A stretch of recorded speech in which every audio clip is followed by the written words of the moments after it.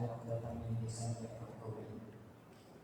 bagi memberkati program kita pada kali ini sama-sama kita membuka menjadi membaca kita pada أعوذ بالله من الشيطان الرجيم بسم الله الرحمن الرحيم الحمد لله رب العالمين الرحمن الرحيم مالك يوم الدين إياك نعبد وإياك نستعين اهدنا صراط الذين أنعمت عليهم غير المغضوب عليهم.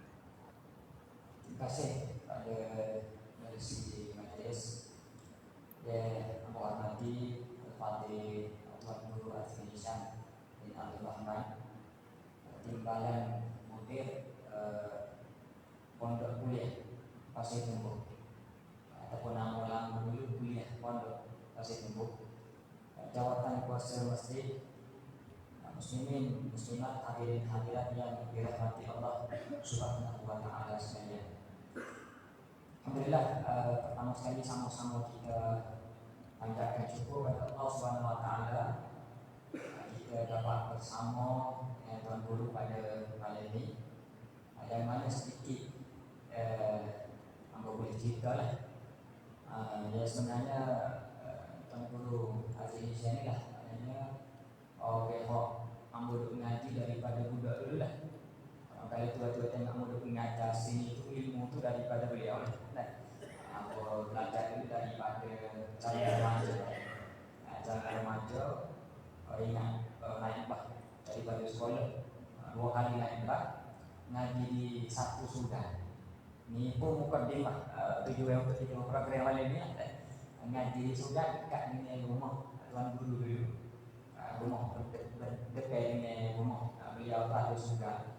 Jadi dia mengaji situ lah. Dengan saya ngaji macam-macam ilmu lah, baik kok tauhid, nama. Daripada tak pandai baca kitab, siapa boleh baca kitab?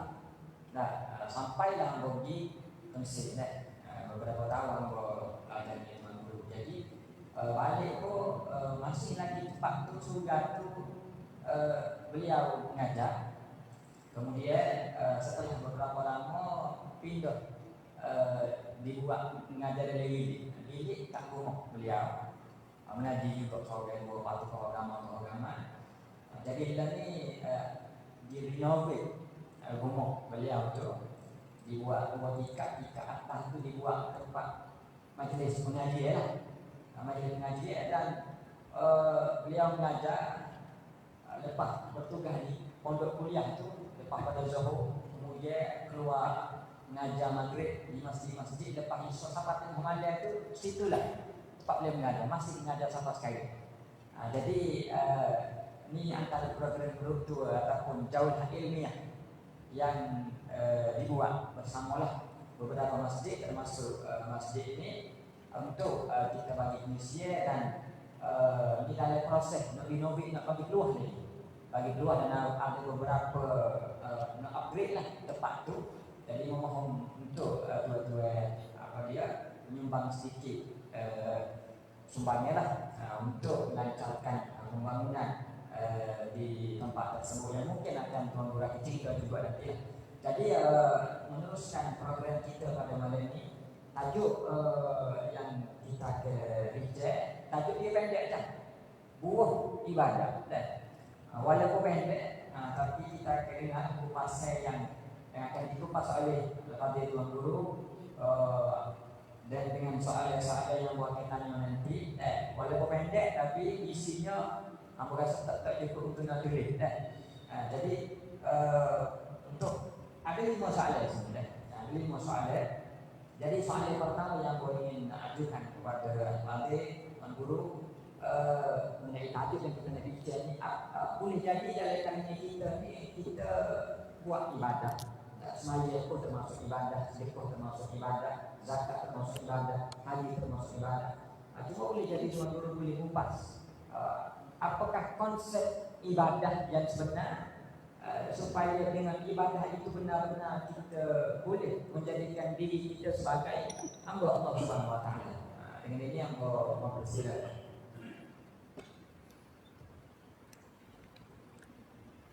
Assalamualaikum warahmatullahi wabarakatuh. أعوذ بالله من الشيطان الرجيم بسم الله الرحمن الرحيم الحمد لله الذي جعل لكل شيء سببا بالمشيئة الصلاة والسلام على ترجمان ألوهيته ودليل وحدانيته سيدنا محمد المبعوث بباهر المعجزات لتأييد رسالته وتصديق هدايته وعلى آله وأصحابه وأتباعه أجمعين أما بعد أعوذ بالله من الشيطان الرجيم وما أمروا إلا ليعبدوا الله مخلصين له الدين. Tidak diperintahkan akan mereka itu, yakni manusia, malaikat, untuk melakukan ibadah kepada Allah Subhanahu wa taala hal keadaan ikhlas.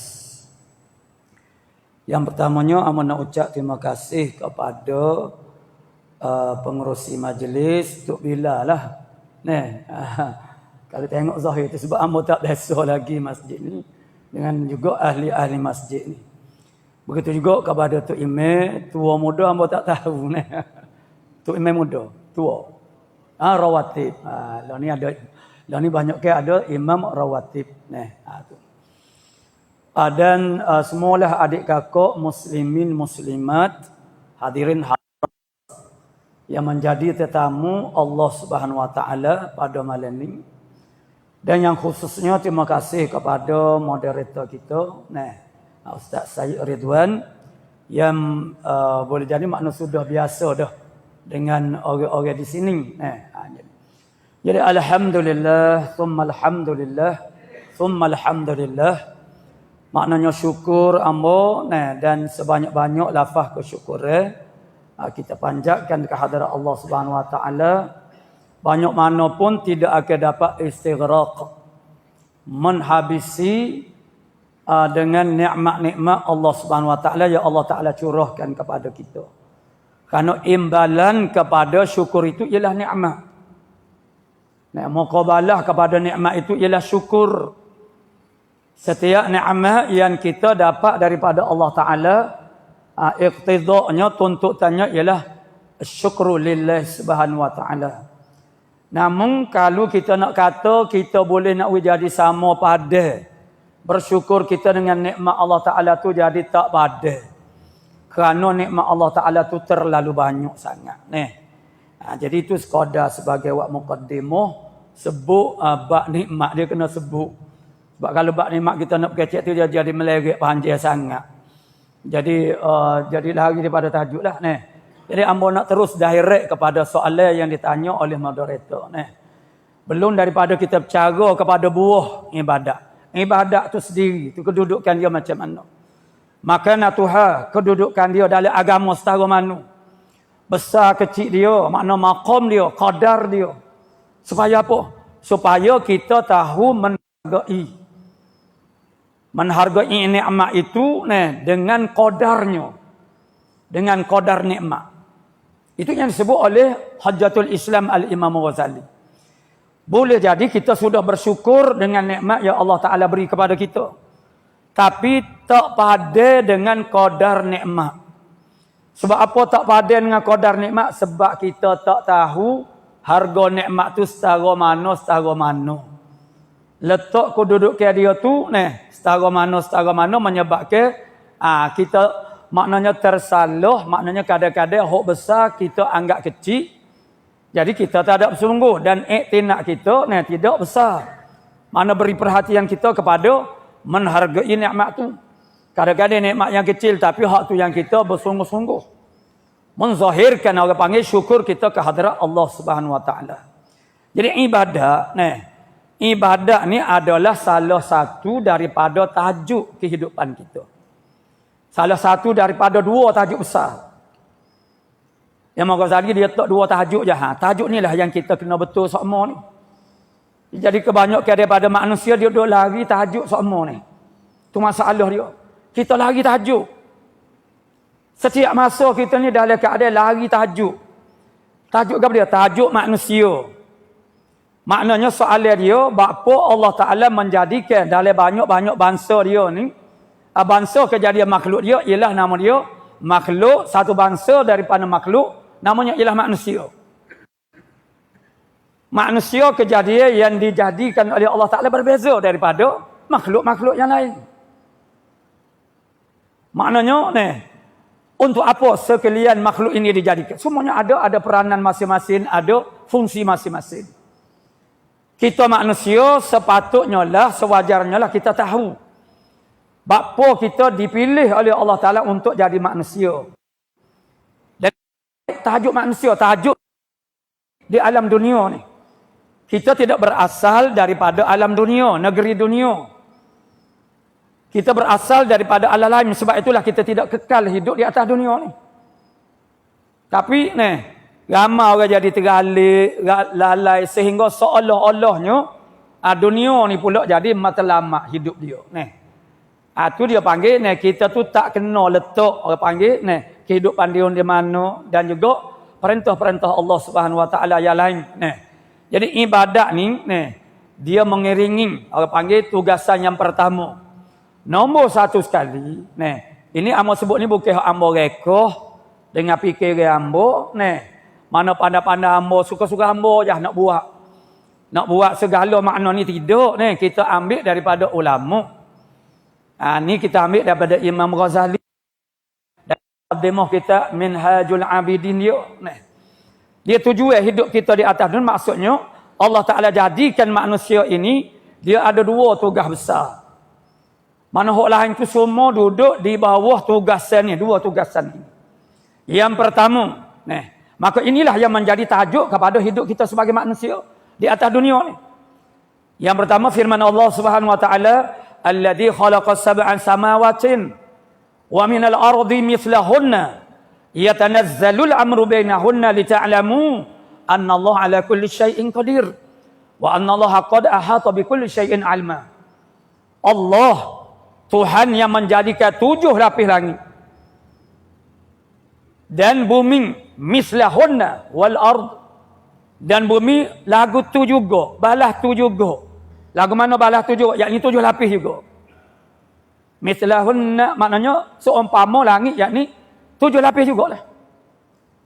Ya tanazzalul amru bainah, dan apa yang berlaku, yang ada di antara langit dan bumi, Allah Ta'ala bagi tahu secara jelas, lita'lamu, supaya kamu tahu. Maka dengan sebab itulah, mari perintah yang pertama daripada Allah Ta'ala kepada kita kepada dia, fa'lam annahu la ilaha illallah. Maka ketahui olehmu, kena tahu, la ilaha illallah.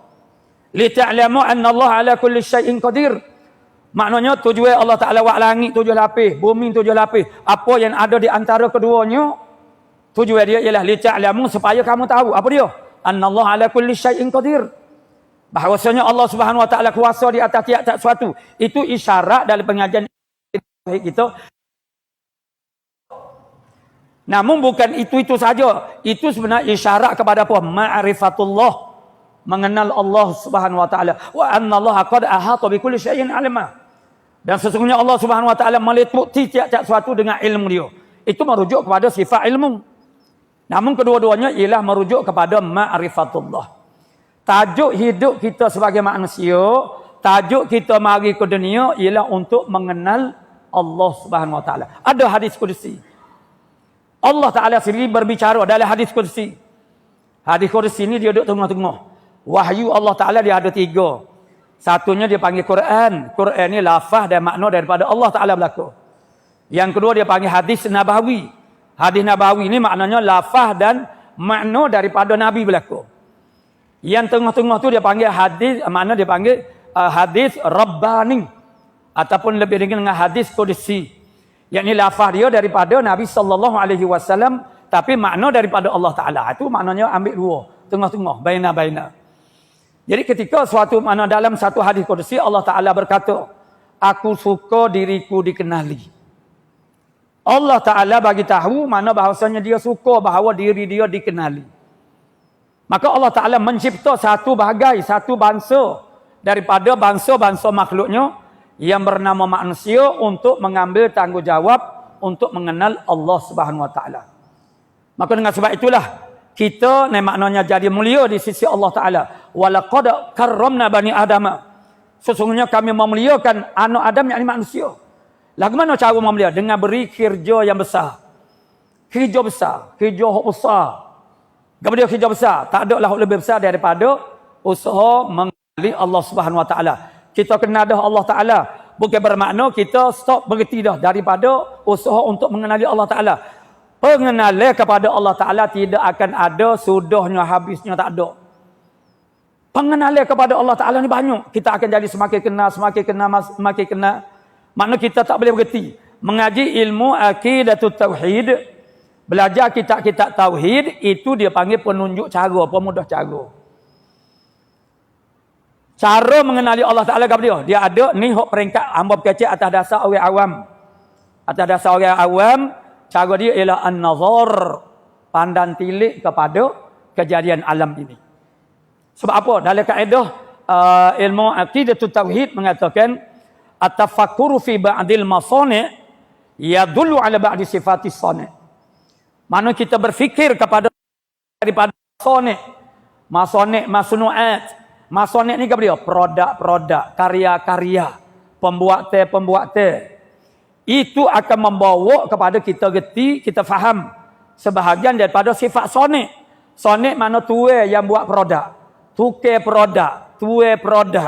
Nak tahu tuai produk. Seperti kita kata tukar. Produk tukar kepada dia, pembuatan dia. Nak tahu setara mana dia mahir, tak mahir, tengok produk dia. Tengok produk, kena tuai produk. Nah. Jadi sekalian alam ini, supaya kita kata ni, kita kata tukar mozaik lah. Sebenarnya tak payah kita tanya. Cuma kalau kita nak lorak gaduh tu, kita tanya orang lah. Setara mana ni orang panggil pekerjaan dia. Molek ke tak molek. Comel ke tak pemasangan mozaik dia. Jadi kita tanya lah orang kita boleh percaya. Tapi kalau kita tak tanya, kita gelis sendiri. Mana-mana ni bekas pemasangan mozaik oleh dia. Tengoklah perhati molek. Lurahnya setara mana ni. Mana betul tak kira orang panggil apa nama sepik ke luruh dia buat tu, tapi sama comel molek. Tak ada joket-jakit ni, tak jadi kelotung kalau di dinding gak kita ketuk tak bunyi kelotung ni. Ataupun sebaliknya ni. Maka ni kalau kita pernah tukar, misalnya tukar mozaik lah kita kata ni, mari pasal mozaik rumah kita. Lepas tu dia pasal tu kita tak puas hati dengan sebab joket-jakit, dengan sebab kelotung ni, tak padak molek, tak solid molek. Jadi kalau kita tanya mana tukar mozaik kita kata tak payah. Kita tak si recommend. Sebab apa? Sebab punah nama kita lah kita recommend orang tak molek ni. Tapi kalau orang panggil tukar saat ni tu molek bagus, tak ada saya kita tanya. Kata dia mana pasal mozaik? Ambil tukar kawin. Tukar kawin. Bukan tukar dia makna dia pernah buat pasal mozaik rumah dia. Jadi panggil tukar kawin. Kita recommend lagi, siap dengar recommend. Sebab apa? Sebab pekerjaan dia comel. Jadi semua kejadian alam ini, langit, bumi, apa yang ada di antara keduanya adalah masani'illah, produk-produk Allah Ta'ala. Semua produk Allah Ta'ala, karya-karya Allah Subhanahu Wa Ta'ala. Jadi ke mana kita pandang? Ila alamil ulwi, alam di atas, lenggok tengok di atas. Dia panggil sumber akidah yang paling menyegarkan. Tak orang sampai sekarang tak sidah tengok ke atas, jadi warung belaka. Tak sudi nak tengok ke atas langit. Sebab apa? Banyak perkara atas bumi ni. Tak ada nak tengok ke langit. Pada hanya langit lah dia panggil sumber akidah yang paling menyegarkan. Sebab kekaguman kita terhadap benda yang jauh. Kalau umpama kita kata sini dia panggil ala kedarat lah ni. Ala kedarat banding dengan orang tepi patah. Orang yang dia tu dilahirkan di kapur tepi patah. Bagi dia tak heran pun dengan keindahan pantai. Tapi oleh orang duduk darat ni, kali pertama dia sapa ke pantai, dia rasa hebat pantai dengan angin sepoi-sepoi man, angin dia dengan ombak dia, Jadi dia pun rasa, kali ni aku nak cari kok ni bini ni. Dia rasa seronok, suka. Tapi bila acak-acak kali dia pergi, kali kedua, kali ketiga, 10 kali, 20 kali, akhirnya dia jadi biasa-biasa. Tu tak beat manusia balas tu. Orang patah pula bila dia mari jerai. Mari jerai nah. Apa jerai palsu kau. Jerai lene kau. Oh dia kata ish. Tengah panas ceceng pun air sejuk lebih pada air batu lagi. Kalau patah pukul 10 tak boleh nak mandi. Dah panas dah air. Jadi dia kagum kepada tempat orang panggil dalam hutan. Tempat jerai latar.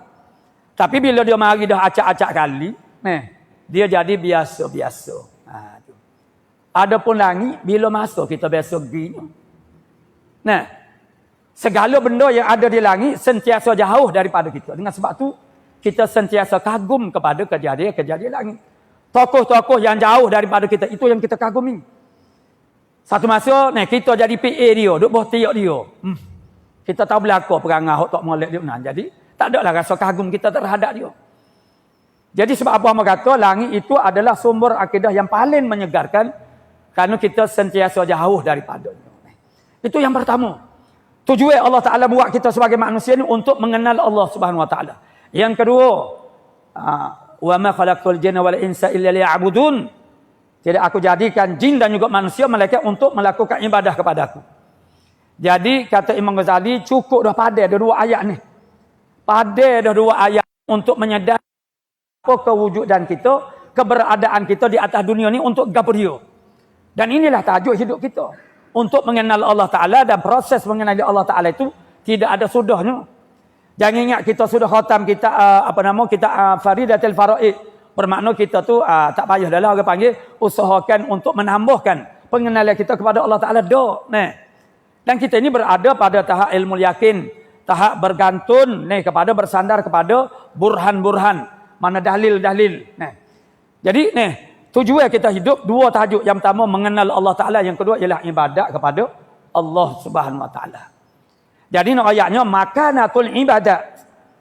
Makanan mana duduk ke dia, posisi dia tu sebagai apa? Ialah salah satu daripada dua tajuk besar hidup kita di dunia ini. Baiklah apa yang ditanyakan oleh moderator tadi, apa konsep ibadat? Dia ibadat ni adalah silatun. Ibadat ni ialah silatun bainal abdi war rabbih. Ibadat adalah silah. Silah ni makna perhubungan. Cara kita berhubung, berkomunikasi, berinteraksi. Maknanya komunikasi, interaksi di antara hamba dengan mana Allah Ta'ala dengan hamba. Mana hamba dengan Tuhan. Cara kita berhubungan dengan Allah Subhanahu Wa Ta'ala. Itulah ibadat. Maka ibadat itu dia panggil, kalau iktibar hak zahir dia panggil ibadah. Tapi apa yang dipandang oleh Allah Subhanahu Wa Ta'ala yang duk dalam ibadah tu. Itu yang dipanggil sebagai ubudiyah. Dia tu perkataan ubudiyah. Orang yang melakukan ibadat dia panggil abdun. Abdun makna hamba. Maka sebenarnya seorang hamba itu ialah dengan sifat abdiyah dia, kehambaan dia. Gapo dia sifat kehambaan? Itu kita kena tahu. Keras kepada sifat kehambaan gapo dia? Al-faqih, al-iftiqar, al-ittirar. Itu dia panggil teras kepada kehambaan seorang hamba. Gapo dia? Al-faqih. Faqih maknanya berhajat kita kepada Allah Ta'ala. Itu hamba. Hamba ni passion dia lagu mana? Debek, qadi, lekeh. Maknanya lemah, kurang. Itu hamba.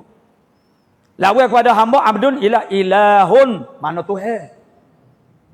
Maka perhubungan hamba dengan Tuhan itu dia panggil apa dia? Ibadat. Yang dizahirkan. Hubungan yang dizahirkan oleh hamba kepada Tuhan dia nama dia ibadat.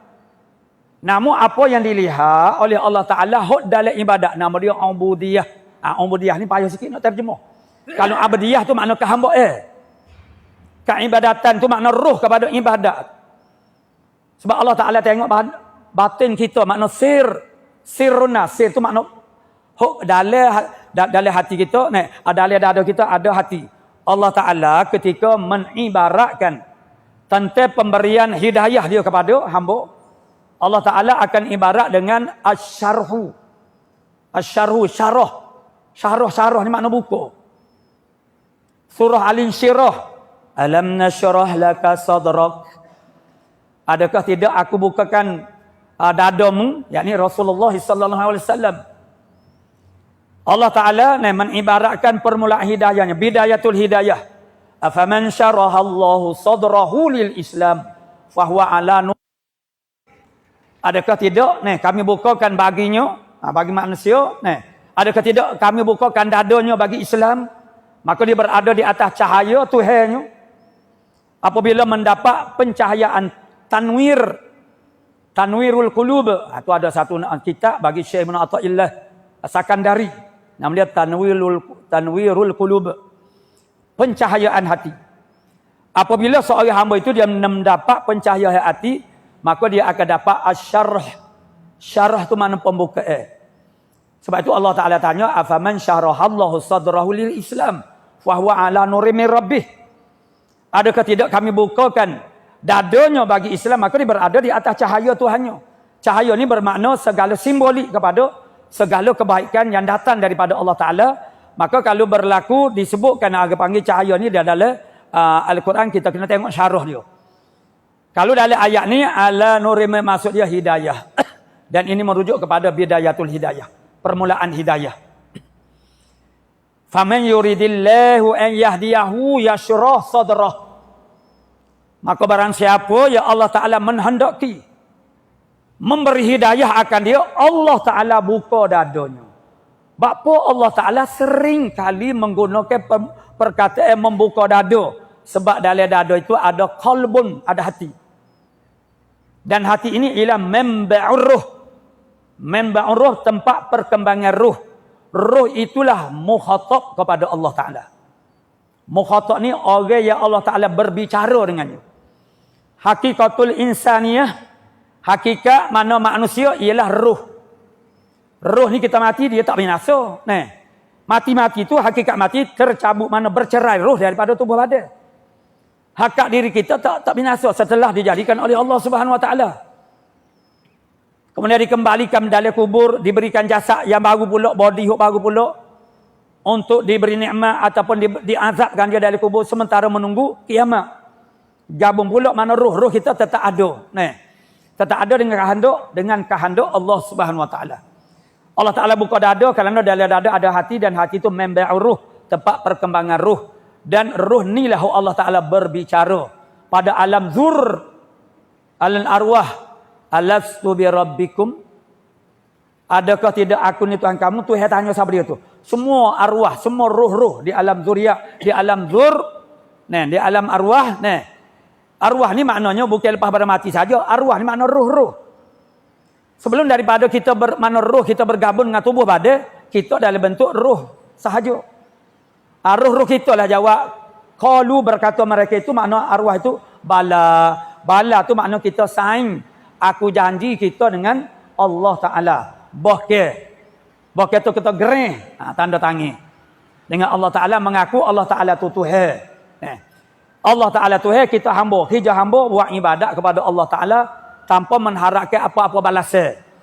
Namun di sana ada janji daripada Allah Ta'ala. Itu cerita lain. Asarianya ialah kita buat ibadat semata-mata kerana kita hamba Allah Ta'ala tu Tuhan. Patut balas dia pahala syurga, tu cerita lah. Itu antara buah ibadat lah. Tu. Maka Allah Ta'ala jadikan kita tujuan dia untuk melakukan ibadat kepada dia. Dan ibadat tu adalah cara kita berhubungan. Dia panggil mu'amalatun uluhiyyatun. Amal ketuhanan. Kok kita buat urusan muamalah sama-sama manusia ni, tu dia panggil muamalah insaniyah. Ke manusia kita berjual beli, kita buat urusan macam-macam, sesama kita manusia. Ibadah adalah muamalatun uluhiyyatun. Maknanya muamalah mana urusan kira bercara ketuhanan Allah Ta'ala. Makna kita kira bercara atas dasar kita ni hamba Allah Ta'ala tu Tuhan. Jadi maknanya kita tahulah adalah makna ibadat ini adalah wadah. Wadah tu bahasa Arab panggil wasilah. Wasilah untuk kita diterima oleh Allah Subhanahu Wa Ta'ala. Matlamat kita ialah al-qabulu minallah. Diterima oleh Allah Subhanahu Wa Ta'ala. Diterima oleh Allah Ta'ala itu sebagai hamba. Bukan kita berasa kita hamba. Nih, kita berkata kita hamba Tuhan. Kita mengaku kita ni hamba Tuhan. Lepas Tuhan tu mengaku kodok kita hamba dia. Siapa dia orang yang Allah Ta'ala mengaku dia sebagai hamba? Fadkhuli fi ibadi. Tu. Wadkhuli jannati. Siapa dia? Ayat sebelum daripada tu. Ya ayyatuhan nafsul mutmainnah. Barulah sampai peringkat kepada Allah Ta'ala iktiraf sebagai hamba dia. Jadi ibadat ni ialah sebagai wasilah cara kita taqarrub, mendampingi, cara kita pergi dekat dengan Tuhan. Kerana sangat mustahak kita ni duduk dekat dengan Tuhan. Kerana kalau kita jauh sangat daripada Allah Subhanahu Wa Taala, segala kebaikan-kebaikan yang Allah Taala cadang nak beri kepada kita manusia tak siapa. Makhluk yang jauh daripada Allah Taala dinamakan syaitan.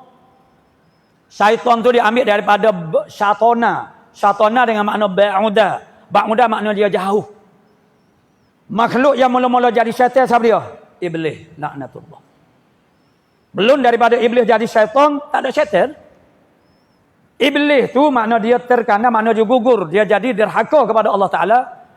Aba wastakbaru. Dia enggan tu perintah Allah Ta'ala dan juga dia istikbar. Pada masa tu tak ada. Syaitan tak ada. Hanya dia kalah dengan apa? Dengan nafsu semata-mata. Sebelum daripada dia jadi derhaka kepada Allah Ta'ala, syaitan tak ada dah. Syaitan itu adalah karakter, perangai, perwatakan. Iblis itu ialah zat, diri, makhluk. Tapi oleh kerana tak ada iblis, tidak syaitan. Semua iblis adalah syaitan berlaku. Dan syaitan itu boleh saja minal jin wal ins. Daripada jin, daripada manusia. Manusia boleh jadi syaitan juga. Tiap-tiap orang yang buat kerja yang jadi jauh daripada Allah Ta'ala. Apa yang menjadikan kita jauh daripada Allah Ta'ala? Fa'lul maksiat, perbuatan maksiat. Apa yang menjadikan kita dekat kepada Allah Ta'ala? Fa'lul ta'ah, perbuatan ta'ah kepada perintah Allah Subhanahu Wa Ta'ala. Syaitan ni makna kita menjauhi daripada Allah Ta'ala dengan sebab melakukan maksiat. Syaitan, iblis dah. Sekarang kita dia jadi iblis, syaitan jadi hak tolong dah. Dia jadi hak tolong. Syaitan iblis syaitan. Kerja dia ialah saddun nas anil sabilil ma'na antariki ila Allah. Sekat jalan manusia menuju kepada Allah Subhanahu Wa Taala. Jadi ibadat ni ialah tarik ataupun wadah, makna wasilah untuk kita sampai kepada Allah Subhanahu Wa Taala. Itulah pada itulah dulu sebagai orang panggil kita buat gori. Kalau ikut orang nak kecek ni tak sudah ni. Kita mana hamba kembali kepada moderator ni.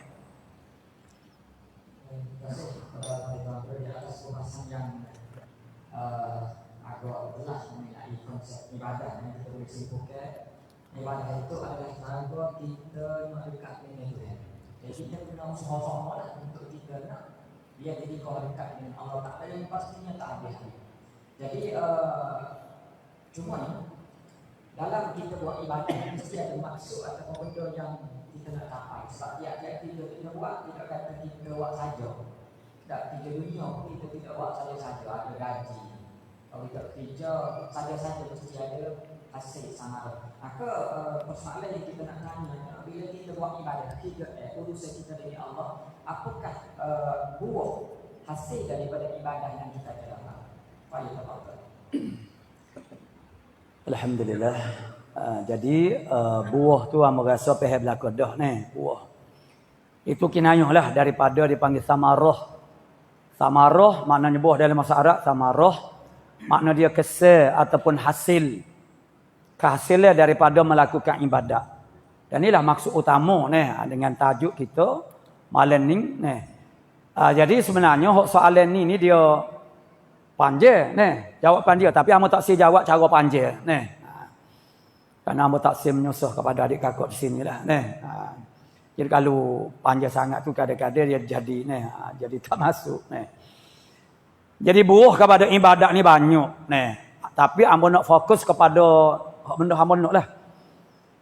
Setengah daripadanya samarah dia, buah dia ialah dukhulul jannah, masuk syurga.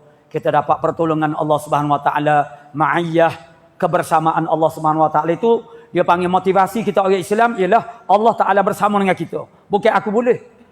Sebab kita tak boleh. La haula wala quwwata illa billahil aliyil azim. Kita tak kata sama. Tapi kita sentiasa melihat diri. Itu dia panggil ujub. Tu menyakit. Penyakit kalau kita motivasi diri kita dengan aku boleh, saya boleh. Dia macam obat hospital, dia ada kesan sampingan.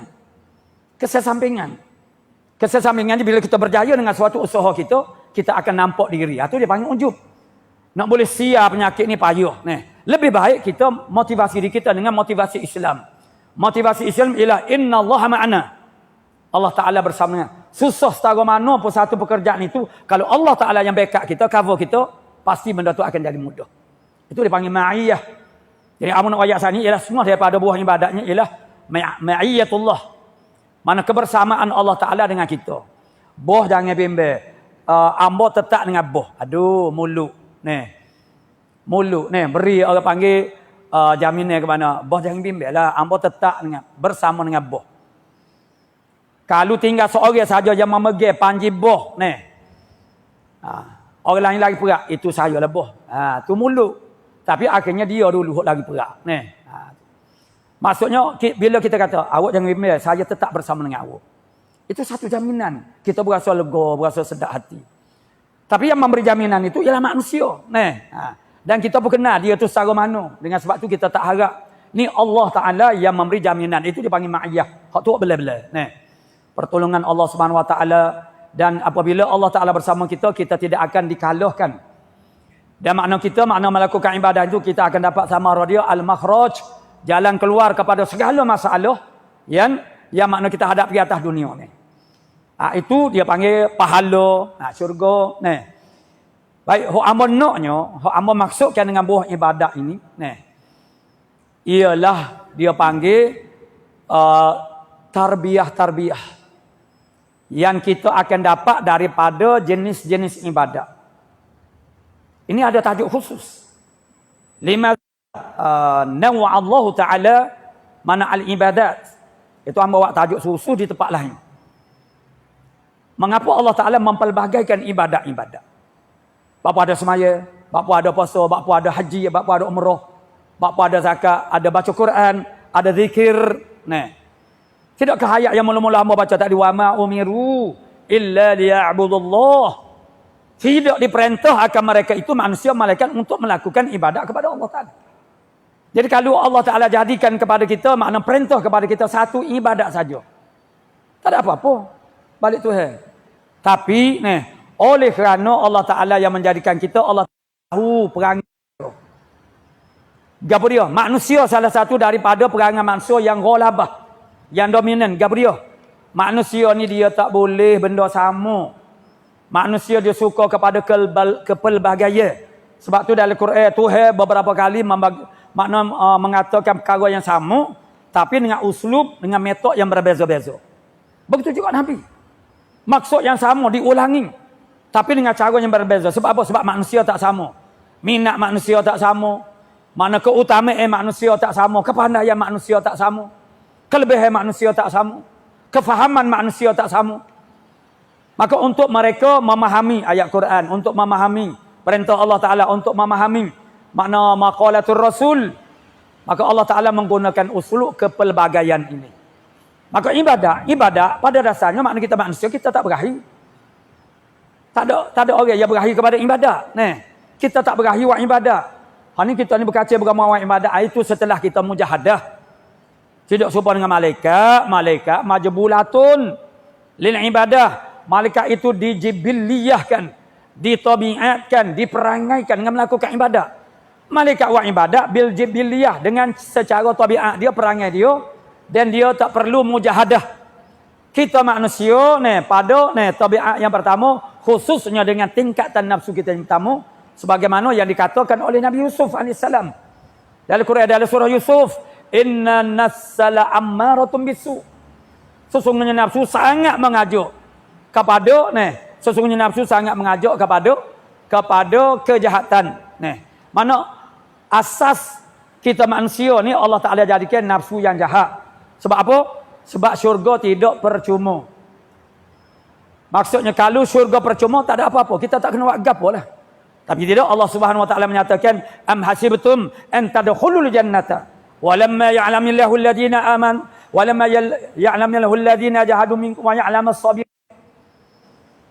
Adakah kamu menyangka Yang ni mudah ingat, mudah suka. Tu adakah kamu menyangka? Maksudnya jangan kamu sangka. Tu maksud dia. Adakah kamu menyangka? Maksudnya jangan kamu sangka. Jangan kamu ingat bahawasanya kamu akan dapat masuk syurga Allah Taala secara mudah sebelum daripada Allah Taala mengetahui siapa diakah di kalangan kamu daripada orang yang bermujahadah dan juga daripada kalangan orang sabar. Tiket nak masuk syurga dua, yakni mujahadah dan juga sabar. Jadi kalau ibadat tu senang, mudah, tak payah mujahadah lah. Nak makan tak payah terberahi. Nak buat ibadat, ni kena mujahadah sebab barang susah, barang payah. Tu. Jadi ni kena mujahadah dan juga ni kena sabar dengan kadar masa yang lama. Ni. Sebab ibadat bukan tabiat kita. Setelah kita berusaha memperbaiki tingkatan nafsu kita kepada lawamah, kepada mulhamah, masa tu dia panggil baru selamat. Barulah orang panggil dominannya, ghalabahnya ialah ibadat. Sebelum sampai daripada mulhamah, nafsul mulhamah, lawamah masih jahat lagi tapi kurang jahat. Ammaratun bisu, tu jahat kau-kau. Sehingga sampai mereka mana? Berbangga-bangga dengan melakukan ibadat. Ni orang zaman sekarang takut kita ni dengan percakapan mereka ni. Mereka berbangga dengan melakukan maksiat. Maksiat menjadi benda yang dibangga-banggakan. Tu. Itulah menunjukkan orang panggil tahap ammaratun bisu, dia tu terlalu tebal. Makna maksiat tu jadi kebanggaan dia. Lepas tu orang-orang lain tu, orang-orang muda duk pakat tiru. Dan akhirnya benda tu jadi trend. Mereka bercakap mana mendabik dada dengan melakukan maksiat. Tu macam mana kita? Tak rasa marah kau? Tak rasa gerah kau? Tak rasa cemburu kau? Tu jadi kalau kita tak rasa apa-apa, berat juga kita tu. Mana iman kita tu maknanya ada berona lah, ada sakit banyak. Jadi, setiap ibadat itu, yang pertama, bapa Allah Taala mentanwikan, dan dia dalam istilah tasawuf dia panggil talwin. Talwin mewarna-warnikan ibadat. Nombor satu sekali kerana Allah Taala nak meraikan tabiat kita. Perangai manusia dia tak boleh benda yang sama. Jadi di kala makna ibadat itu berbagai-bagai macam-macam, maka dia tak dia jadi jemu. Ada semaya lagu lain karakter dia, perangai dia. Puasa lagu lain pula cara dia. Berzikir lagu lain, dia ada ibadat berat, ada ibadat ringan. Supaya makan ni lah, ada makan berat, ada makan ringan. Tu. Semaya berat, dia masuk dalam kategori berat. Dan semaya malam itu heavyweight, malam heavyweight. Dia ada flyweight, mana ada ringan. Makan ni snack, mana makan ni ringan-ringan. Jadi maknanya hok makan ringan maksudnya sisi dia kecil, bermakna impak kesan dia juga adalah kecil. Ibadat yang berat, yang besar, impak kesan dia juga adalah besar. Hok besar ni hok jadi kita dapat rasa jadi lebih susah, lebih payah untuk kita melaksanakannya. Itu yang pertama. Bapa Allah Taala mempelbagai ibadat supaya apa? Supaya kita tu tak ada rasa jemu dengan satu ibadat. Kalau hanya ada satu ibadat saja. Tapi hak ni huraian lumak laiknya ialah hak amba buat tajuk hak ni. Yang kedua, bapa Allah Taala mempelbagaikan ibadat ialah samarah. Itu merupakan secara tak langsung samarah dia lah, buah kepada ibadat. Kerana setiap ibadat, jenis-jenis ibadat itu dia ada menghasilkan tarbiyah yang berbeza-beza. Supaya sempurna makna iman kita, Islam kita. Apa makna Islam? Apa makna iman? Itu kita tak bahas ini. Iman apa makna? Islam apa makna? Supaya kita sampai kepada maknanya peringkat ihsan. Ihsan itu jadi kesempurnaan iman dan juga Islam. Ialah hasil daripada tarbiyah daripada ibadat yang kita lakukan. Kita ambil contoh semaya. Apa yang kita dapat daripada semaya? Tarbiyah yang kita dapat. Semaya tentang apa dia? Semaya tentang khusyuk. Haji umrah bukan tentang khusyuk. Orang balik haji, buat haji, ataupun balik buat umrah. Lalu kita pun tanya dia, dia mau buat haji baru ni lagu mana? Khusyuk ke tak khusyuk? Boleh tanya lagu tu.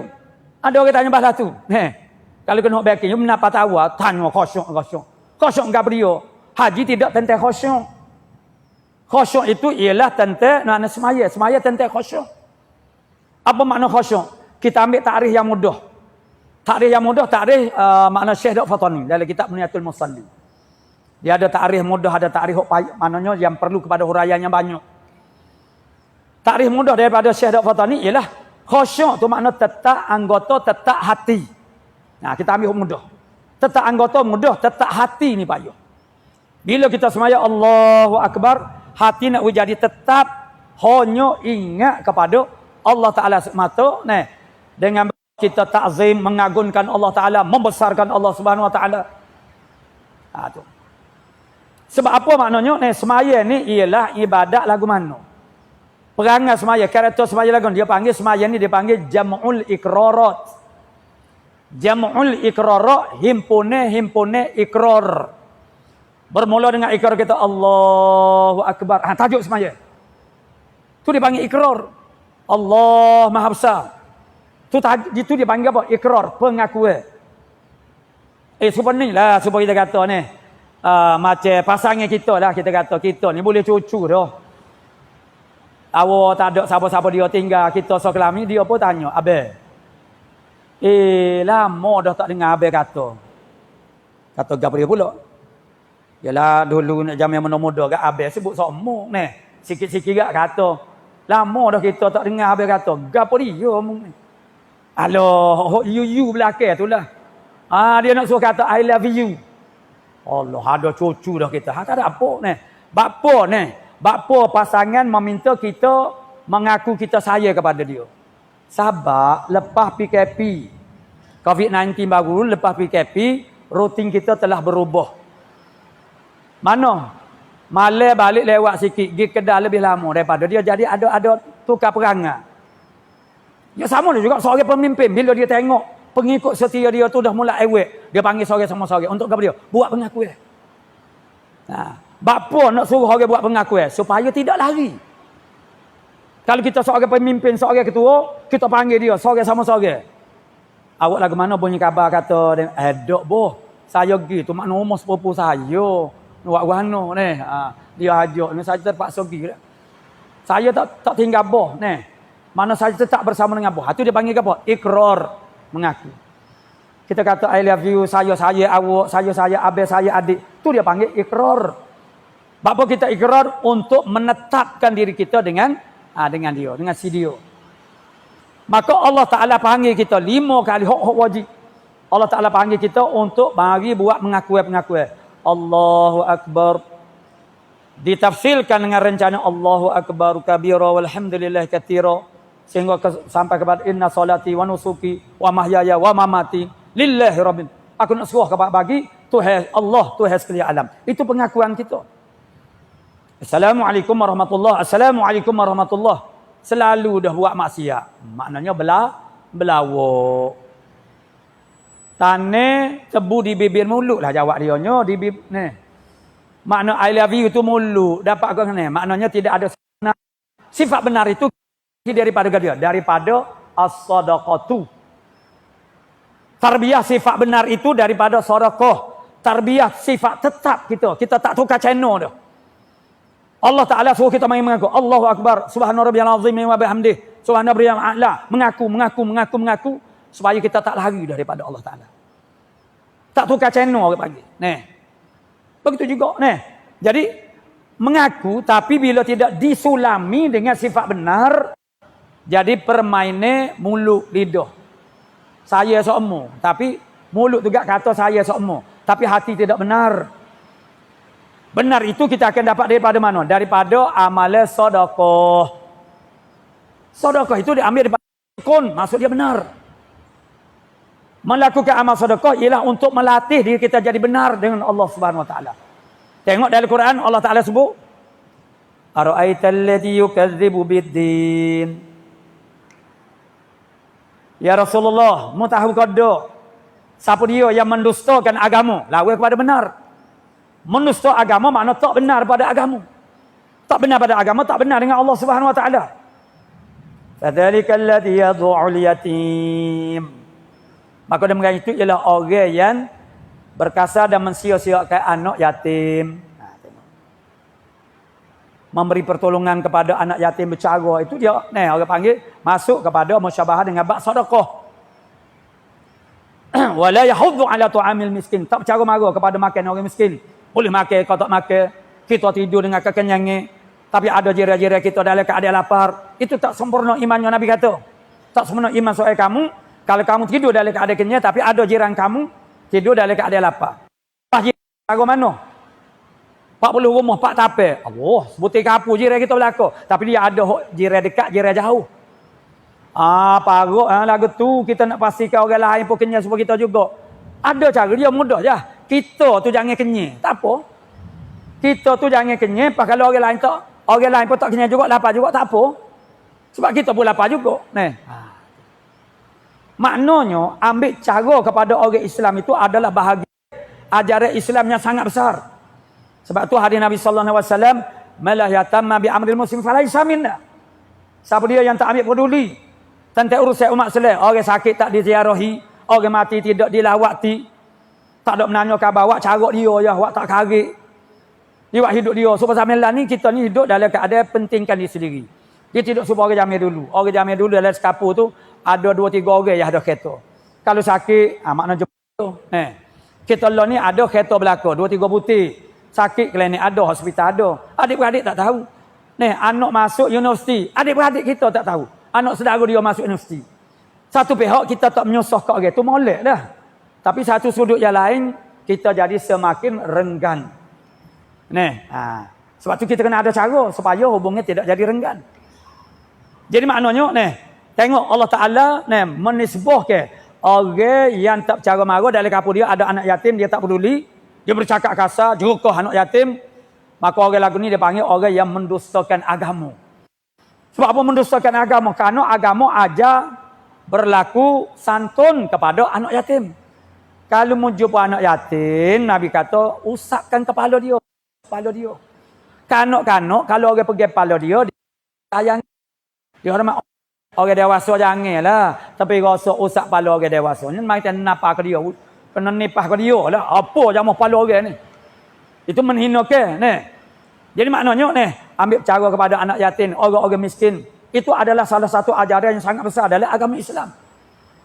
Maka ambil cara itu merujuk kepada amalan sedekah. Zakat, sedekah juga, sedekah yang wajib. Sedekah wajibatun. Jadi maknanya ialah bila kita terbiah diri kita dengan sedekah sehingga benar hati kita diri kita atau hati kita jadi benar, maka bila kita kata sepatah Allahu Akbar, itu dengan penuh dengan benar sidik cita hati kita. Jadi kalau lepas daripada semaya kita tidak akan buatlah benda yang bercanggah dengan Allahu Akbar. Kita tidak akan buat dengan tak akan buat benda dengan bercanggah dengan kita kata subhana rabbiyal azim wa bihamdih, subhana rabbiyal a'la wa bihamdih. Kena fahami setiap kalimah-kalimah. Dalam arti kata orang panggil semaya untuk kita mendapat tarbiyah daripada semaya saat ni, itu dia makna kejayaan itu melalui khusyuk dalam semaya.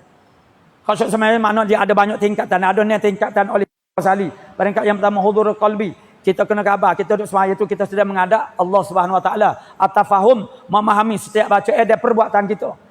Dia pula naik kepada at-ta'zim, mengagungkan Allah Taala. Khauf, takut kepada Allah Taala, rajak, harap. Kau muncul kepada khusyuk dan semaya adalah al-haya, malu kepada Allah Taala. Itu perlu ada huraian-huraian yang panjanglah. Itu kita sebut-sebut saja. Itu yang kita akan dapat daripada semaya. Kita akan dapat ketetapan diri dengan Allah. Kita tak setukar dah dengan benda lain. Zaman sekarang orang tak ada pendirian. Zaman kita sekarang ni orang panggil orang tak ada pendirian. Ni saya tak dekat kerek orang panggil. Tak dekat unjak. Tak ada pendirian. Tengok arus perdana. Tengok mana ramai pakat gitu tu. Tak ada pendirian. Manusia semakin tidak ada pendirian.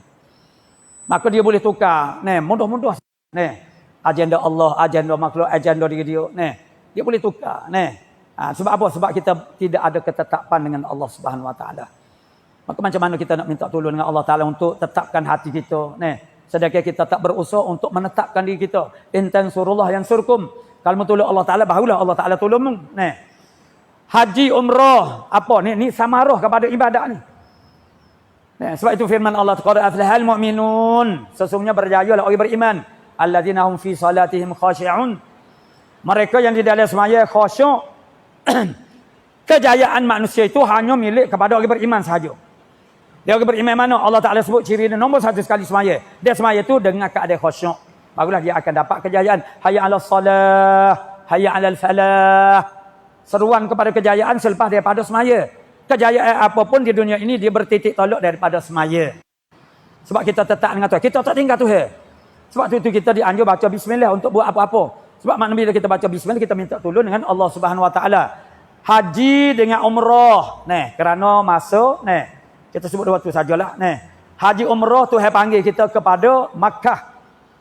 Melalui Sabria Nabi Ibrahim AS. Seusainya Nabi Ibrahim AS membina Kaabah. Wa idh yarfa'u Ibrahimul qawaida minal baiti wa Ismail. Ingatlah ketika Nabi Ibrahim AS mengangkatkan binaan Kaabah di atas kawaidnya. Kawaid ni mana asas atas bin dia. Kaabah tu pernah runtuh beberapa kali. Antara runtuh Kaabah, binaan Kaabah ialah ketika zaman tufan. Mana banjir besar Nabi Nuh AS runtuh. Dan Kaabah itu adalah binaan yang mula-mula timbul di atas muka bumi ni. Inna awwala baitin wudi'a lin-nasi lalladzi bi Bakkah mubarakah. Sesungguhnya binaan mula di atas muka bumi ialah bi Bakkah. Bakkah tu makna Makkah. Allah Ta'ala panggil ba dengan huruf ba. Dengan huruf ba bi Bakkah. Di Bakkah. Bakkah makna Makkah. Gapo dia Kaabah? Bapa panggil Kaabah sebab dialah yang mula-mula timbul. Di tubuh mana? Buku lali. Dia panggil Kaabung dalam bahasa Arab. Bapa mata kaki, buku lali tu dia panggil Kaabung sebab tu dia timbul. Jadi bina mula-mula timbul di atas muka bumi ialah Kaabah lah. Namun berlaku dalam sejarahnya Kaabah beberapa kali runtuh.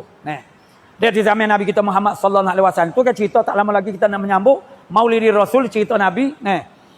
Ketika binaan Kaabah telah disiapkan, begitu nak meletakkan Hajarul Aswad. Nak buat lagu mana? Sebab semua bani-bani, kabilah-kabilah tu banyak. Masing-masing berebut pakat nak ambil kelebihan tu. Kalau diberikan kepada satu kabilah, balah. Maka mereka sepakat. Siapa dia mula-mula masuk kepada mana satu tempat. Itulah Nabi Muhammad SAW. Nabi ambil Hajarul Aswad, letak atas kain. Lepas tu tiap-tiap ketua kabilah pergi sikit sorang pucuk kain saat ni. Agar letak tempat tu, dengan Nabi pula ambil. Tak jadi bal. Itu nak ayat kata pembinaan Kaabah. Dan semasa Nabi Ibrahim AS, seusai saja Nabi Ibrahim wa Ismail bersama dengan anak Nabi Ismail selesai membina Kaabah, Allah Taala perintah kepada Nabi Ibrahim AS, wa adzin fin nasi hajj ya'tuka rijalan wa ala kulli dhamir. Wa adzin fin nas, dan azan pada manusia. Azan makna bagi tahu kepada manusia fil hajj, pada mengerjakan haji di Mekah. Nescaya akan kepada kamu berjalan kaki dan di atas tiap-tiap kenderaan. Ya'tuna mana minkum, mereka akan datang daripada segenap dunia. Bila Allah Ta'ala perintah kepada Nabi Ibrahim AS, suruh panggil seluruh manusia supaya mari buat haji ke Mekah. Nabi Ibrahim kata lah, nak panggil lagu mana? Suara saya sakat ni nak suruh seluruh dunia pakat dengar, tak dengar Macam mana saya nak panggil ya Allah Allah Ta'ala kata panggil saja, aku yang mendatangkan mereka. Lalu dia pun naik di atas Jabal Abi Qubais. Tak tahu mana Jabal Abi Qubais lah ni. Bagi orang tahu dia tahulah. Dia tak ada dah lah, tak ada dah lonnya Jabal Abi Qubais tu, Bukit Abi Qubais. Amo buat teka-teki kepada anak murid amo, sebutkan nama bukit di Makkah yang serupa dengan nama saya. Tak boleh jawab belakang. Harut. Bukit Abi Qubais lah Kubis kan nama sayup. Naik di atas Jabal Abi Qubais, lalu Nabi Ibrahim memanggil seluruh manusia untuk datang ke Makkah. Maka semua manusia yang ada di penjuru mana manusia, di penjuru dunia mana pun menyahut seruan Nabi Ibrahim, termasuklah yang sudah ada dah di dalam sulbi. Sulbi ni makna benih ialah bagi orang laki-laki. Ialah kilai benih orang laki-laki, kilai air mani ialah sulbi. Sulbi tulai belakang paling hujung. Tulai belakang paling hujung sekali tu. Dia jadi tirus. Tu dia panggil hujung sulbi. Situ tempat kilai air mani kita orang laki-laki. Orang perempuan kilai air mani dia at-taraib. Rasa ni tulai rusuk tempat pertemuan dia. Orang tina pun boleh rasa lah. Moga orang jatuh tak nampak, mengeduk sebalik tabir. Rasa ni taraib. Sini tulai kilai air mani dia. Orang jatuh kalau nak rasa balik rumah lah. Rasa sini malu kau orang pula Jadi maknanya benih hok dalam sulbi pun jawab juga. Jawab macam mana? Sebagaimana lafaz talbiyah bagi orang yang mengerjakan ihram haji dan umrah. Labbaik Allahumma labbaik. Labbaik Allahumma labbaik ni supaya ni. Supaya cerita-cerita raja zaman dulu. Daulat tuanku agak tangan. Semua patik harap diampung. Perintah tuanku patik jonjo di atas jumlah batu batik. Lagu tu. Itu dengan raja. Ketaatan yang tidak ada berbelah bagi. Begitu labbaik Allahumma labbaik. Maknanya semua manusia menyahu bahasanya mereka akan taat perintah Allah Subhanahu Wa Taala. Jadi semenjak daripada itu Nabi Ibrahim dia buat haji dan tak pernah putus. Sehinggalah sampai tahun COVID-19 2021 pun ada orang buat sebab dalam hukum fiqh kita mengerjakan haji ke Baitillahil Haram adalah hukum dia fardu kifayah. Setiap kena ada orang yang melakukannya. Walaupun orang negara luar tak boleh masuk Mekah pada 2021, orang Mekah lah buatnya. Seorang pun tak apa dah nak wil haji lepas daripada tuntut fardu kifayah. Jadi haji bab Allah Taala panggil kita buat haji. Supaya kita mengimbau kembali sejarah. Perbuat manasikil haji wal umrati. Pekerjaan haji itu banyak kenya apa yang dilakukan oleh Nabi Ibrahim, Siti Hajar. Supaya apa? Kalau amba sebut mudah dia supaya kita belajar subjek sejarah. Kita duduk belajar di sekolah dulu. Apa kita belajar subjek sejarah? Untuk menanam benih-benih saya cinta kepada tanah air, kepada bangsa dan akhirnya menjadi wadah kepada menjaga agama. Tu. Maknanya haji umrah pada tu. Supaya kita tahu orang zaman dulu orang Islam sebelum hijrah, faktor Makkah berlakunya hijrah. Itu panjang lebar. Sekarang tu maknanya Allah Ta'ala panggil kita ke Mekah untuk kita jadi saya kepada Islam dan juga kepada umat Islam. Sekarang ni ramai ada orang Islam tak saya kepada Islam, tak saya kepada orang Islam. Jadi itulah beberapa memandaikan masa tu maknanya ada berapa soalan lagi? 3 soalan pun amba rasa jawab itu agak pendek-pendek. Jadi hak ni amba nak beritahu situ. Itulah yang dimaksudkan dengan hak amba nak makna samarah kepada buah kepada ibadat tu ialah tarbiyah saat ni. Kerana tarbiyah itu dia panggil hak jangka panjang. Pahala tu ialah koleksi hak sekali kita buat kita dapat koleksi itu maknanya himpunan pahala itu. Tetapi tarbiyah ini yang akan menjadikan karakter Muslim dan mukmin itu akan jadi sejadi-jadinya. Kalau tidak ia tak jadi. Sebab tu kita ni jadi mana? Islam.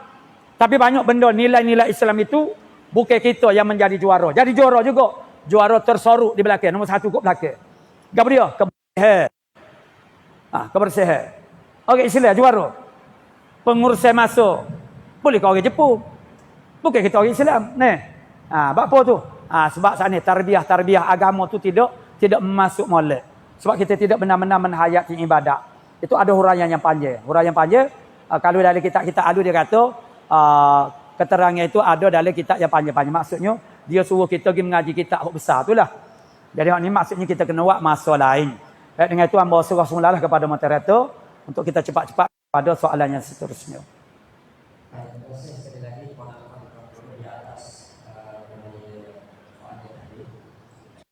Kali kita dengar dari bagi budaya itu makna ibadah yang ada hasil tarbiyah.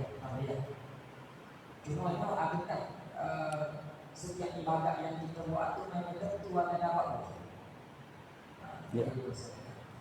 Pencapaian ibadat kita ni dia ada 2. Satunya sah, satu lagi qabul.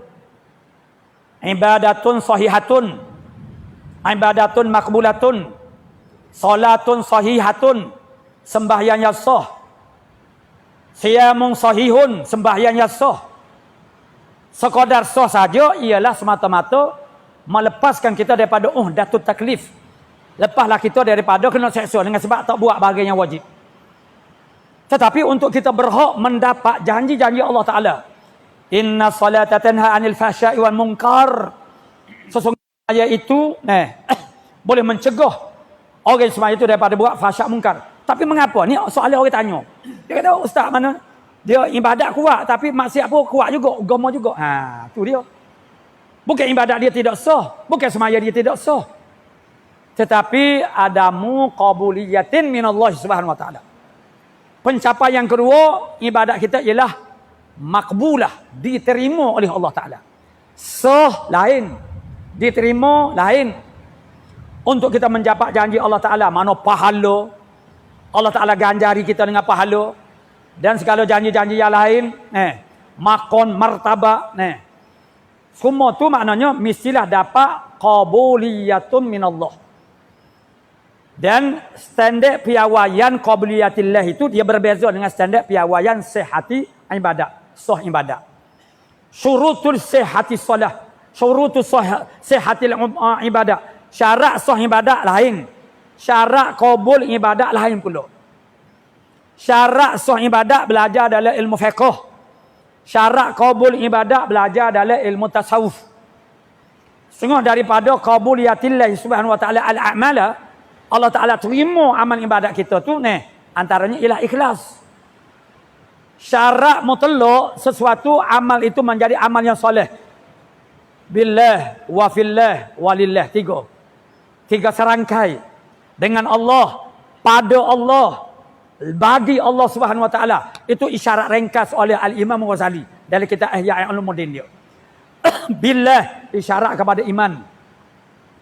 Tengok dalam bab puasa. Man shoma ramadhana imanan wa ihtisaban wa firalahu ma taqaddama min dzambih. Barang siapa yang puasa hal keadaan imanan wa ihtisaban mengira pahala itu lillah. Imanan billah. Fillah tak ada dalam hadis ni. Ada dalam hadis lain. Apabila ada tiga serangkaian ni, barulah nama dia amal soleh. Billah mesti iman kita, akidah kita kena benar, kena betul. Aqidatun shadiqatun. Akidah yang benar. Apa-apa yang kita buat itu, kita kena yakin itu ialah billah. Biiradatillah wa idznillah. Dengan kehendak Allah Ta'ala, dengan izin Allah Ta'ala. Bukan dengan diri kita. Itu la haula wa la quwwata illa billahil aliyyil azim. Kita tak ada haul, tidak ada kuwah, melainkan dengan izin Allah, dengan kehendak Allah Subhanahu wa taala. Itu billah. Wa fillah ay fi syariatillah. Buat mengikut selaras dengan syariat Allah taala. Semaya mengikut syariat Allah taala. Berkahwin mengikut syariat Allah Subhanahu wa taala. Berniaga mengikut syariat Allah taala. Tu fi syariatillah. Dan lillah, kerana Allah taala, untuk Allah taala. Bab apa semaya? Untuk Allah taala. Diperuntukkan untuk Allah taala. Itu makna lillah. Bila sempurna tiga syarat ni, billah untuk mengesahkan semaya, mengesahkan ibadat, kerana kata mana Hujjatul Islam al-Imam Ghazali, kaifa anta abuda man la ta'rifuhu. Macam mana menyembah Tuhan yang tak kenal dia? Farbama anta ta'kida mimma yukhaliful haqq. Boleh jadi bila mu tak kenal dia, mu akan beriktikad dengan iktikad yang menyalahi yang sebenar. Kita iktikad ketuhanan Allah Taala dengan iktikad yang salah. Bila berlaku lagu tu, fatakuna ibadatuka haba'an mansura, maka jadilah ibadat-ibadatmu iktibah dengan ayat Quran.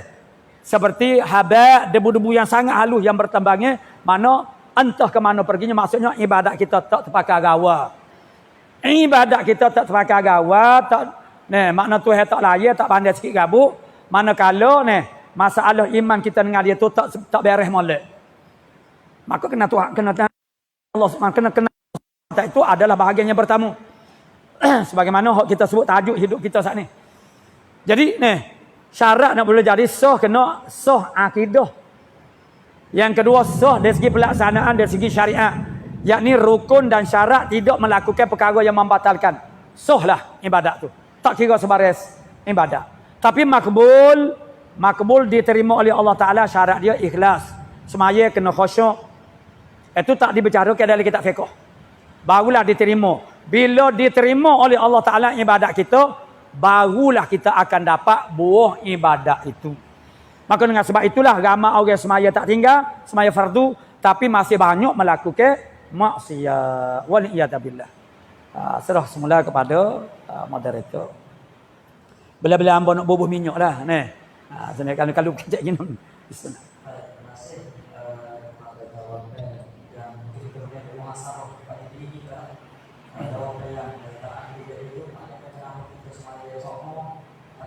Syarat perkara yang itu tidak ada.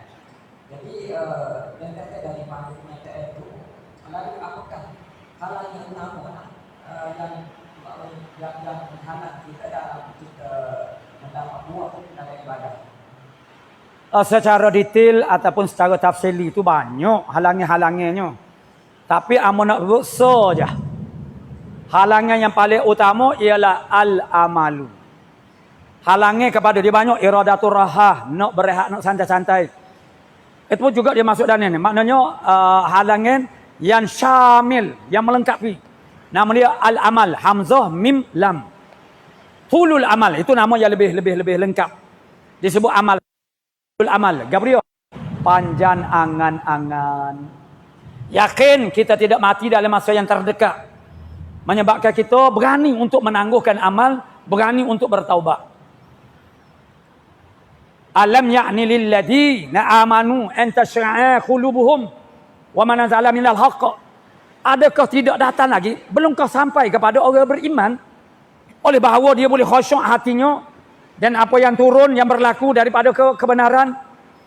Wala yakunu kalladina utul kitana min qabl fatala alaihimul amad faqasat qulubuhum.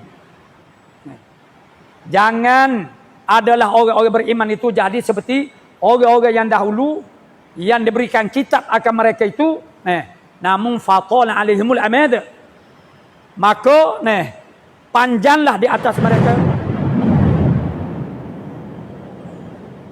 panjanglah di atas mereka itu oleh amat makna sama masuk. Umur mereka tu 300 tahun, 400 tahun, 500 tahun, menyebabkan mereka jatuh kepada sifat amal panjang angan-angan. Tak apa, umur masih banyak, aku masih muda, maka tak jadi buat ibadat. Maka faqasat qulubuhum, itu akibat dia daripada amal sana. Daripada panjang angan-angan dia banyak ada pak ni, menangguhkan taat, menangguhkan taubat, lobo di atas menimpukan dunia. Al-hakumut takatsur, yang melalaikan kamu oleh kerana nak banyak. Kalau nak sikit daripada harta, tak jadi lalai. Jadi makna amal ini menyebabkan kerah hati. Dalam ayat yang lain firman Allah Subhanahu wa taala, "Zarhum", ni ayat Gabriel, ayat mecah, ayat malah cara dah. "Zarhum", tinggalkan akan mereka itu, ya'kulu wa yatamatta'un. Makanlah nak makan, bersedak-sedaklah nak bersedak-sedak, nak seronok-seronok. Nak buat maksiat, tak siwak ibadat. Wa yulhihimul amal, melalaikan akan mereka itu oleh amal. Amal Gabriel panjang angin-angin. Fasawfa ya'lamun, tak apa nanti mereka akan tahu. Satu masa Sayyidina Anas bin Malik, khaddam Rasulullah SAW, dia bagi tahu bahasanya khatta Rasulullah SAW khututan. Nabi buat garisan di atas tanah lah, tanah tu pasir lah. Beberapa garisan, gereh Nabi buat. Gereh. Lalu Nabi kata, hadzal amal. Ni garisan ni ialah amal, panjang angan-angan. Hadza ajalu, ini ialah ajal seorang tu. Fa bainama huwa kadzalik, maka sedar-sedar dia tu dalam keadaan duk berangin-angin. Dia angin-angin ni dua, dia panggil huk umum, huk khusus. Al amal itu dia ada dua. Mana umum dan khusus. Huk umum apa dia? Nak kehidupan dunia. Angin-angin dengan kehidupan. Yang kedua berangin-angin nak buat kebaikan, kebajikan, nak ibadat. Angin-angin juga, tapi tak buat pun. Hanya berangan-angan saja. Jadi maknanya Nabi kata ni ada dua garisan. Satu garisan amal, satu lagi garisan ialah ajaluh. Sedar-sedar dia tu berangin, nak bangun semaya malam. Oh, aku nak bertobat, aku nak buat baik kepada ibu bapa, aku nak tolong adik-beradik aku hok susah. Aku tak saya cari pasal baluh dengan macam-macam lah duk angin-angin. Iz ja'ahu al-khatul aqrab. Tiba-tiba datang kepadanya garisan yang terdekat. Gabriel dalam syarah hadis al-ajal. Sebab ajal tu bima'atin. Benda yang datang itu qarib. Benda yang datang depan dia kau dekat. Benda yang kita tinggalkan itu adalah jauh, semakin menjauhi kita. Maka al-khatul aqrab, garisan yang paling dekat tu Gabriel ajal. Maksudnya ialah duk tengah kaya ni, nak buat ibadat, nak pergi Mekah, macam-macam lah. Aku nak mulazamah dengan baca Quran, nak duduk lama-lama di masjid, iktikaf, kabar-kabar mati. Tak ada buat lagi. Hanya angin-angin saja. Maka amal itu adalah penyakit warisan. Sebab Allah Ta'ala kata, manakal ladina utul kitab min qabl. Penyakit orang-orang zaman dulu, kolon ni, kita ni duduk dalam keadaan amal. Maka dengan sebab itu, kita kena jauhi daripada penyakit amal ni. Penyakit amal ini akan menyebabkan kita, yang pertama meninggalkan ta'at. Sebab kita rasa kita lama lagi mati. Sebab apa? Kita masih muda lagi. Kita sehat ni. Maka kita kata tak kena nak pergi kita dulu. Kalau nak go orang lain dulu. Hok sakit, hok rakan sebayang kita. Tapi kaya raya gap dia dengan penyakit-penyakit. Dia dulu dia pergi dulu. Pada kita. Ni. Jadi kita pun duk kaya kata tak apa ni. Nak buat baik kepada ibu bapa, nak kecek bergaluh dengan budak-budak lain ni kecek kasar dengan ibu bapa.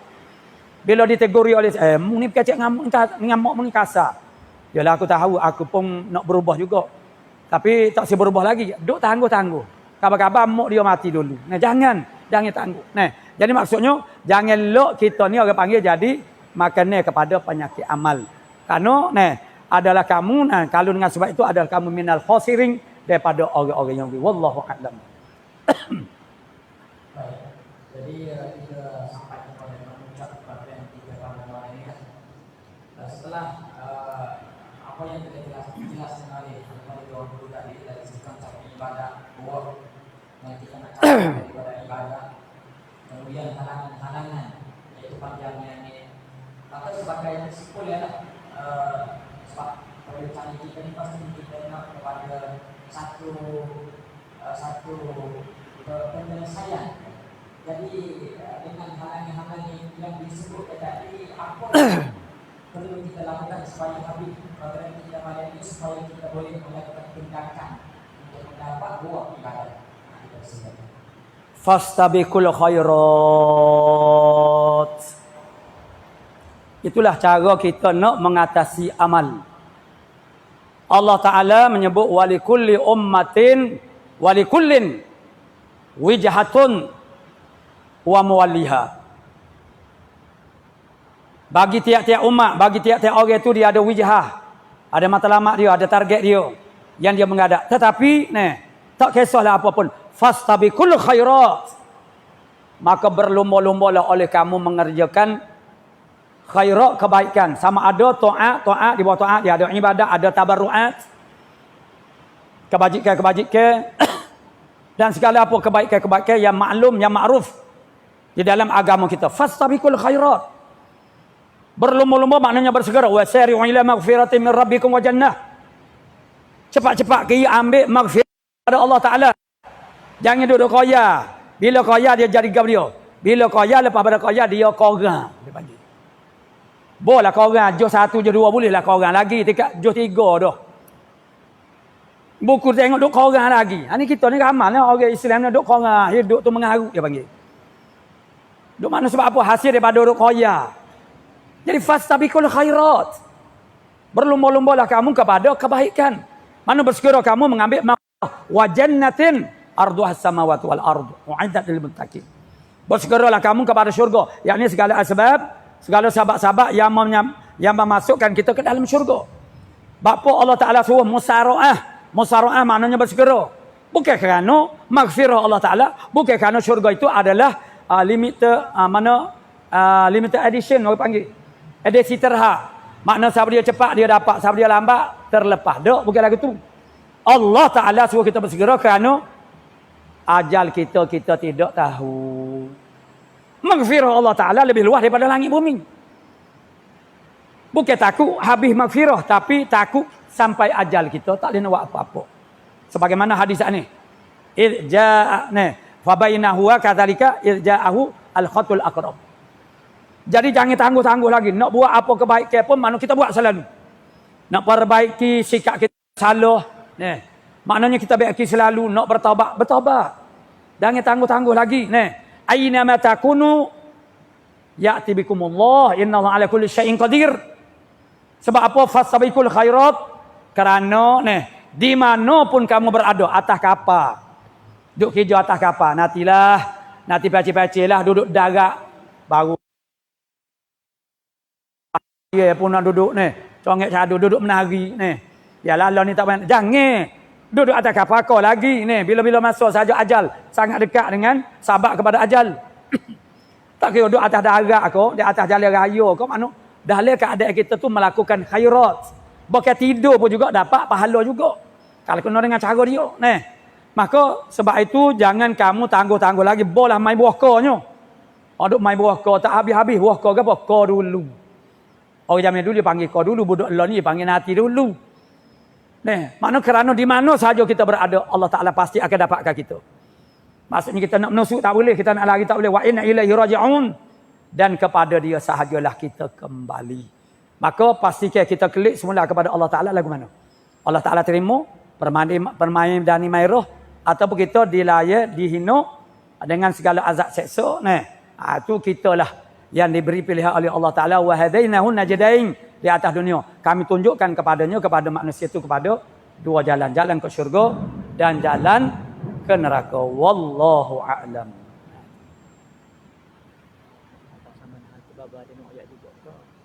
Tak. Boleh juga. Kalau saya saja kan. Alhamdulillah.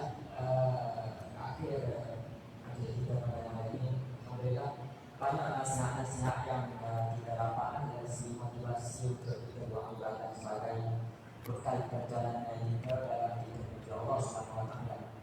Jadi sebelum aku menyerahkan majlis kepada penerusi majlis, sekali lagi lah kita ada dua tamu yang tampung di bahagian muslimin dan ada tamu di bahagian muslimah itu, dan yang tak lebih banyak kalau takut tua-tua gagal pakai tapi kita dan yang tak bawa di tiba dia bawa telefon kamu scam boleh nanti polis dia juga ada jelas tu untuk memberi sumbangan kepada tempat pengajian yang dibangunkan oleh kepada Tuan Guru Syah di Kampung Palilaya dan yang mana pengajian ini macam urus lagi daripada Lepang Sabuk.